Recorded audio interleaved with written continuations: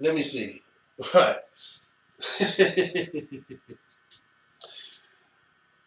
You know what we're going to do? We're going to take this from the top. So let's start.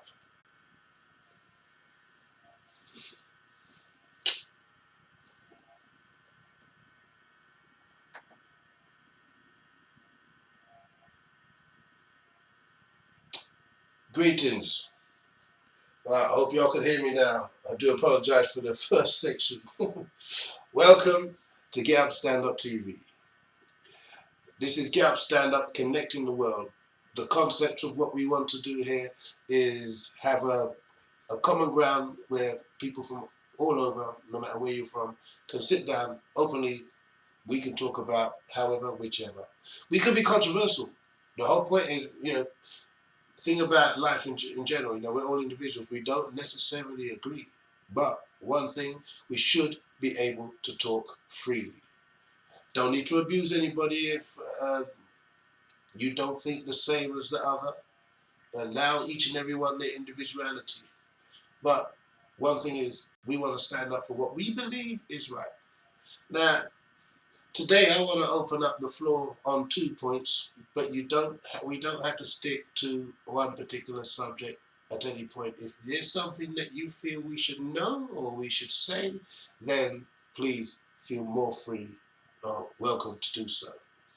But there's two things that I want to speak about. One is something that's posted on our Facebook page, which is Get Up, Stand Up, a World Protest. Now, that name will be changing to Connecting the World.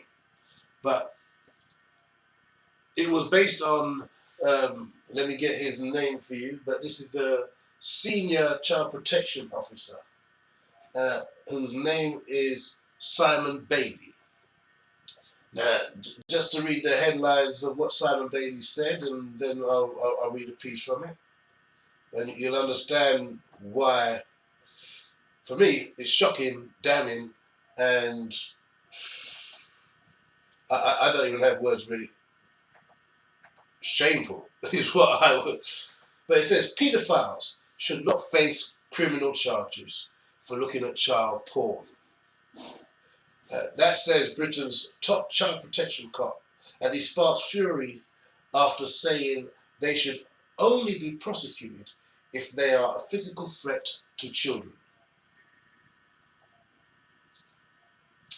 Uh, what do you think? I mean, do you think that's a fair enough statement? I mean, flipping the script. Uh, Years ago, they were saying this about drug addicts. Now, personally, when you say this about drug addicts, I can agree because I can look at that is a sickness, which is a point of personal harm. They're harming themselves, and anybody that will harm themselves willy nilly uh, is ill. But this is a personal ill. Anybody who's gonna say their illness is to hurt another person willfully. Now, that to me, that's not sickness. You know what I mean? That's dysfunctional. So if you are looking to turn and say you get off on watching a child be abused, now that's not sickness. It is sick, but it's not a sickness, in my personal opinion. You know what I mean? Hey, I believe there's 1,000,001 people out there that would agree with my statement there. You know what I mean? It's not an illness, but you know, if you're looking at child pornography, and I can't call that an experiment. You know what I mean? I believe in disciplining children, but I don't like to see parents shout at their children in the street. You know what I mean? I'm not going to say they're wrong. I'm just saying that you know it's not an abuse, but I don't like to see that even.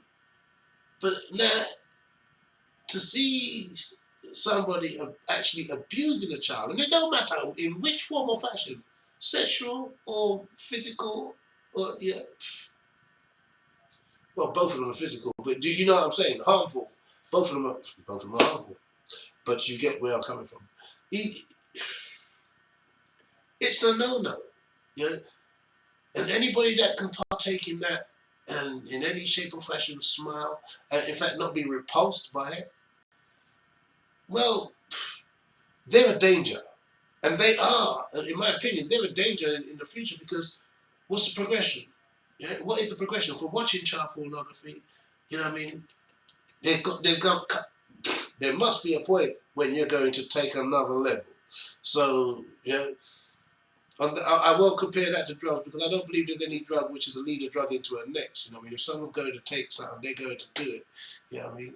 So, but when it comes to something as habitual as sex, sorry, if you get off on something, one day you're going to want to get off on something.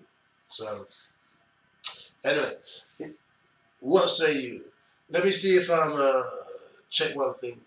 I'm a bit worried about connections at the moment. I hope this is coming out clear to you, but I didn't want to use one computer because it's, you might even hear it now, it's whirring in the back. But it's overheating and causing problems. And the other one just won't have it. So, let me see. People are down on one. Alright. Anyway, the next subject matter which I do wish to talk on again is something I came across on a YouTube channel. Struggling. This YouTube channel, I'm not going to mention the name. Good thing I don't remember it. You know, in fact, yes, I do. It just come back to my mind, but I'm not going to say it. But he said, and I quote, and he believes this is true. As in, you know, this man left the United States and went over to Poland. You know what I mean? And when he went over to Poland, you know, he see a lot of white women, and he see them, I guess, for the first time in a different light. And now he's like, that's my girl. You know, he's digging this. Now, don't get me wrong. Yeah, I don't wish to sound hypocritical because my partner is white. You know what I mean? But you know, my liking of her wasn't in the same way. My liking of her was not to be replacing anybody else. It was because I like her. Yeah, well, that like turns into a deeper feeling, a deeper emotion. Now, today, I will say I love her. Great big different kettle of fish. But as I say, it wasn't a point of replacing anybody. But for him, as I say, his statement is, black men are liking black women even less, and they're going for the counterpart, which is your white woman. But he's specifying, you know, again, more deeper still on the Eastern European side. So to me, it's a total warped ideology. But he's saying this based on something from another guy who I believe lives in Ukraine or somewhere in Russia. You know what I mean? But how can you? I find it hard to even ask a question. But how do you do that?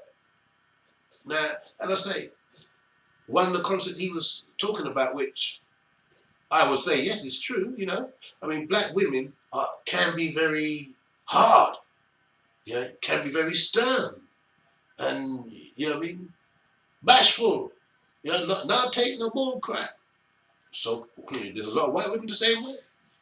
But tutus, for the black woman side, you know, here's my take. Because we do have to go back in the days of slavery. Because in the days of slavery, when this was happening, you know, you had the black woman. Right? I'm going to put it in the worst case scenario so you can understand how the strength will rise. In fact, you know what? Well, I'm sure you all will see a picture in a minute. But there, you have a black woman sold into slavery, sold into the master's house. Master takes a liking. Master abuses this black woman, impregnates this black woman. Now she obviously don't love, don't like, don't love, don't want the master. She may not even want the child, but you know, she has the child. But you know what? Then somewhere along the line, she may even watch this child be sold to another slave master where she'd never go and see this child again. Uh, she may fall in love with with another man, or you know, he may want to breed her again. He may want her for himself. But whatever happens, you know, she herself is going to have an inner strength, and no doubt, you know, like from mother is going to pass down certain things into her children to say, never do this, never do that. You know, like golden rules. You know, when master talks, you're not supposed to look him in the eye. You know what I mean? So keep your eyes down to the ground. Never look him directly in the face. Unless he turns and says, look at me, boy. You know what I mean? You never to, and even if he says that, he may be, who are you looking at? He may get beat. But the whole thing is, the strength that woman has to have to carry on. She's going to install this. She's going to become very hard. And whether the child is black or I'm sorry, whether the child is a boy or a girl, these things are going to be passed down from generation because, you know, my mama was a strong mama, my papa was a strong papa, and the next generation, my papa was this and my papa was that. Sadly today, you know what, hey, uh, man ain't into slavery, but papa don't generally stick around. You know what I mean? Nobody need to buy a man, buy him and take him off. Man impregnate girl, can't take it, and he gone. And that one woman there, stand up there, and with the strength, and she look after that child. You know what I mean? But that strength comes from a deep-rooted sense from way back then. And over the years, it progresses to what we will find today. A black woman ain't taking no slackness. You know what I mean? And then I say, I don't think that's just black women in general. Any woman that's had to face atrocities, you know, didn't like your father never treat the woman, the mother right, and ting and ting. You know, most women turn around to be strong because, you know, that ain't gonna be my life, is what they say. That's what I believe. You know, as a man, I grew up in the same way where I see certain things and I say, you know what, that ain't gonna be for me. So I stand up and I say, whoa, you know, I was I was never bullied in school. Can't say nobody tried, but I was never bullied. You know what I mean? Because there come a point and say, well, you know, don't want to try with that one, because he won't stand for it. Strong women are the same. You know what I mean? And I say, it's not just black women because, you know, over here, there's a big history of the one and only, and I may not be saying the name right, because even my kids corrected me today. Boadicea or Bodea? But either way, you know what? There was a woman who stood up where all the men, you know, all the strong men, that they wasn't there. But she was the one that went out, rallied the troops and went out fighting. She was the one that stood up, and you know what? And I say, she died with the same strength as she went out there with in the first place. When